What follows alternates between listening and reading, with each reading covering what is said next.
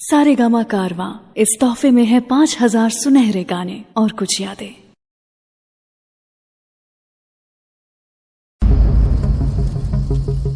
सरपंच जी आज आई कि ना? अगर वो आज ना आई तब भैया ओकरा घरे चल के पंचायत लागी।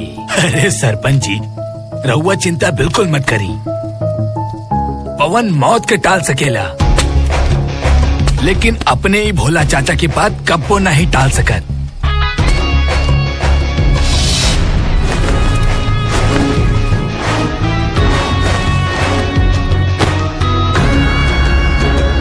कैसन बड़ा पवन बेटा? ठीक बनी चाचा। चंचल के भाई के कत्ल ना होके के चाहत रहे। ये बात पहले ही तय भइल रहे कि अब के चुनाव में कोनो खून खराबा ना होई। आपसी दुश्मनी के हम समाप्त करब, ये बात पे हमने के समझौता भी भई रहे। चाचा दुश्मनी निभावे के टाइम के कराबा, यहाँ तो मोहब्बत कैले भी जमाना हो गइल बा। दुश्मनी में ही तुमने मेरे भाई को मार दिया, वरना चंचल की जगह आज भैया बैठे होते यहाँ पे।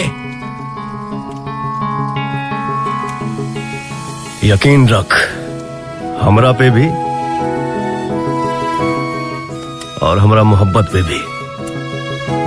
हम ना मर ले तोरा भाई के। चेहरे पे मासूमियत और पीठ पीछे आग बरसाने में माहिर है तू।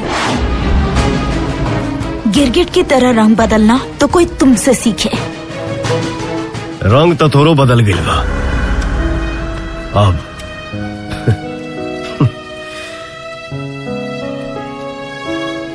प्यार दिखाई ना दिला तोरा आँखी में। भाई मरा है मेरा, लाश देखी है मैंने।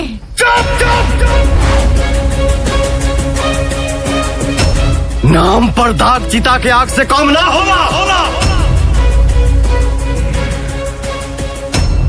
मन तो करता है कि अभी तुम्हें ठोक दूं।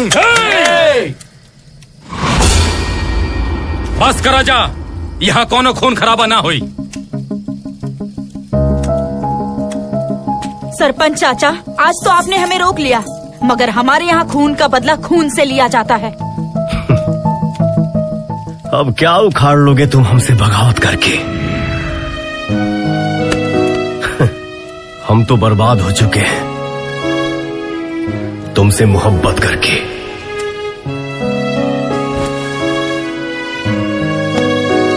चलो सही चाचा। ठीक बा बेटा, इंतजार रही।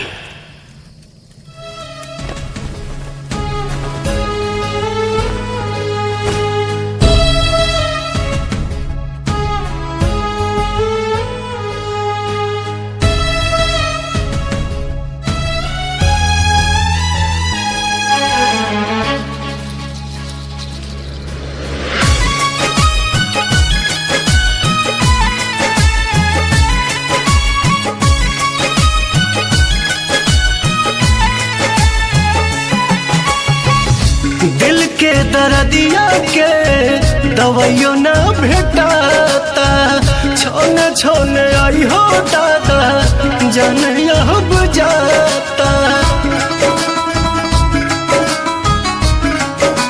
हाँ, दिल के दर्दिया के दवाइयों न भेटाता, छोने छोने आई हो दादा जान अब जाता। बेचाता है बाजार में, केहू पिएला जहरिया के करो प्यार में। मोहब्बत बेचाता है बाजार में, केहू पिएला जहरिया के करो प्यार में।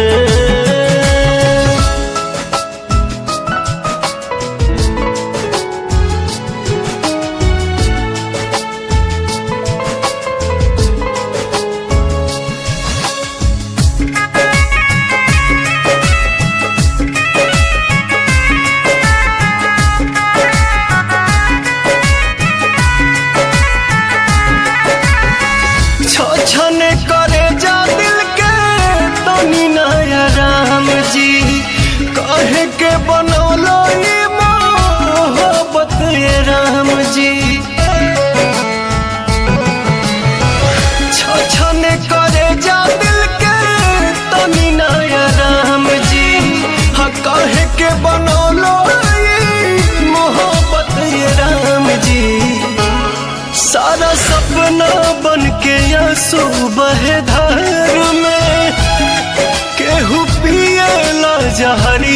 के करो प्यार में।